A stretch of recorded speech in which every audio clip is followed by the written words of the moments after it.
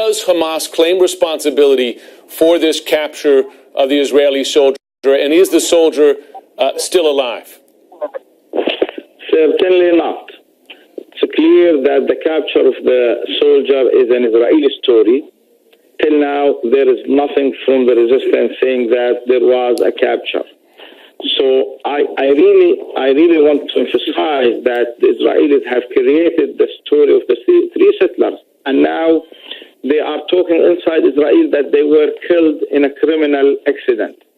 Now they are talking about a capture of a soldier as an excuse for invading Rafah and killing more than 70 Palestinians till now.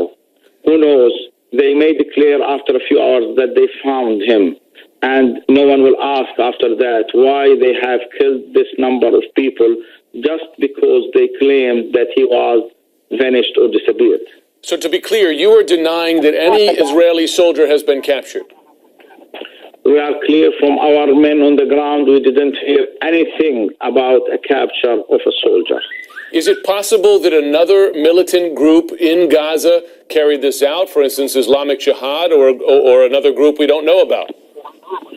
Well, the idea here is why the Israelis have violated the ceasefire and then claimed that there is a lost soldier. This is the big question which is supposed to be answered by the Israelis and by the Americans, who worked hard, mostly with the Israelis, not with the Palestinian side, to achieve the 72 hours of ceasefire. We have accepted that, and we were informed that there will be no militant actions during the 72 hours. Israel has unilaterally ended the ceasefire on the Gaza Strip, with the Israeli army launching fresh attacks on the besieged enclave. According to the Israeli media, Tel Aviv has informed the UN that the ceasefire in Gaza is over. Israeli Prime Minister Benjamin Netanyahu has accused Palestinian resistance groups of violating the truce, but Hamas has rejected the allegation, saying Israeli tanks and attacks on Rafah provoked retaliatory fire from resistance fighters. At least 40 Palestinians were killed and some 200 more injured after Israeli tanks targeted a shopping center in a southern Palestinian town. The shell fire came shortly after a 72-hour ceasefire took effect at 500 hours GMT. The lull was meant to allow Palestinians to bury their dead and treat the wounded. Nearly 1,500 Palestinians have been killed and thousands more injured in 25 days of Israeli attacks on the Gaza Strip. Let's speak to our correspondent Hala As-Safadi, who joins us live from the Gaza Strip. Now, Hala, the death toll now at 1,500. Before I get into the humanitarian crisis there, Israel says it is Hamas that violated the ceasefire, while Hamas says it was actually done by Israel. There's a blame game, as always. Tell us what actually happened. Well, basically, this is not new. Every time that ceasefire is broken, they start pointing fingers. Who did this first and who did this next? But what really happened is the following. Now, we're talking about a humanitarian ceasefire. Ceasefire, it means that Israel should be out of Gaza, and the tanks of Israel should be pulled out from where they invade. What happened here is that the Israeli drones and warplanes were still all over the skies in Gaza. Tanks did not go back to the occupied territories. They were still along the borders. They were still in Rafah shooting fire. So what kind of a humanitarian ceasefire is it if the Israeli tanks are still on Palestinian lands? Many Gazans, even before Israel break the ceasefire, they stated that we cannot even reach our homes because tanks are all over the place. So from the very beginning, this ceasefire was not a complete ceasefire. The only thing that was not happening is that the airstrikes were not taking place, but there were still tanks all over the strip. Then we started hearing Israeli airstrikes in Rafah, and then clashes between the Israeli occupation troops and the resistance fighters in Rafah, and then 6 soldiers were killed, and before that even around 20 were killed, and then the latest was that at least 40 Palestinians in Rafah Rafah alone were killed since the beginning of what the so-called humanitarian ceasefire. So basically, I think that it's Israel's game to always come up as a victim of the entire situation. They're never victimizers, as they claim. They're always victims of what's happening, and this is what happened today. They even asked people not to go back to the places, to their homes that they were asked to evacuate. So we're talking about 72 hours of a ceasefire, and then you're telling people not to go back to their homes. What kind of ceasefire is this in the first place?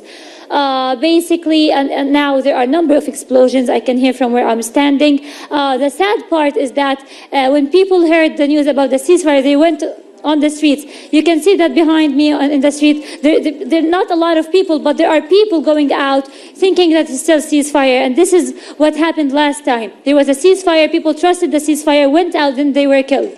And we were concerned and scared that this would actually happen again. The cars are on the roads. Life started to look a bit normal, but then it was all. Right now, I just got the news that 7 Palestinians were also, a total of 70 Palestinians were killed. So we're talking about 30 more that were killed since the beginning of ceasefire. Only within 4 hours, 70 Palestinians were killed in the so-called humanitarian ceasefire. And everyone knows that our people had been committed to the ceasefire clearly and hardly. Till now, I assure you that there was no rocket launched, even after it was failed, because we are still waiting the efforts from the United States and the United Nations to keep the ceasefire working, unless they say it's not working.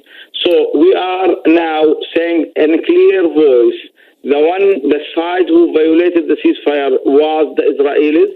They bombed the houses when the people came back after 1 hour and a half. Checking on their houses, it was bombed. More than 40 Palestinians were killed at the first 30 minutes, and now they are still acting in that area. If Hamas wants to violate the ceasefire, that will be done everywhere, not only in this specific point in Rafah, which the Israelis are concentrating on, and we don't know yet why they are doing this.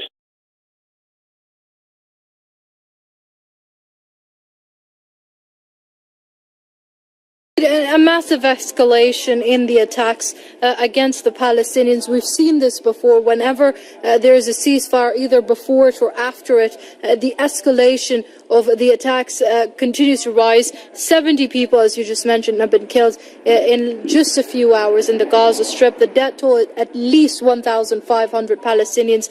Now, Hala, we saw this happen earlier as well as far as the marketplace in Shujaiya goes. A ceasefire is declared by Israel. People come out on the streets, think everything is fine, and then they get attacked, increasing the number of casualties and fatalities. Is this a tactic being used by the Israeli military now? Well, this is a very old tactic Israel has been using since the very first aggression on Gaza. They've always been doing this to Palestinians. They talk about a truce or a ceasefire. People are out and then they're killed. This is what really happens every time, almost every time Israel claims that a ceasefire is to take place. And the biggest proof is what happened today. After leaders from Islamic Jihad, Hamas, Fatah, a number of other factions went to Cairo in order to discuss a longer-term ceasefire, then this happens. It's just like Netanyahu is saying, I don't care about whoever talks. I don't care what you agree on. I'll always do what I want to do. And he keeps on proving this every single day since the beginning of this aggression. And we already witnessed this when Shujaiya market was also targeted. Before I let you go, very quickly, if you can, we are getting reports of an Israeli source confirming that one Israeli soldier has been, quote-unquote, taken. What does the capturing of an Israeli soldier mean? A capture of an Israeli soldier means nothing right now in the war as for Palestinians, but it means a lot after this aggression ends, especially that it is known that Palestinians use those soldiers in order to work on a swap deal between, by giving them this soldier and getting hundreds or thousands of Palestinian prisoners in the Israeli jails freed or released. So right now, nothing would be added to the ground on the Palestinian side, but it would prove to the Israeli troops that they are in danger as long as they step their foot on Gaza land. This would actually weaken Netanyahu's position in front of his people, in front of his government as well. We already know that he was under a lot of pressure from the very first day of this aggression.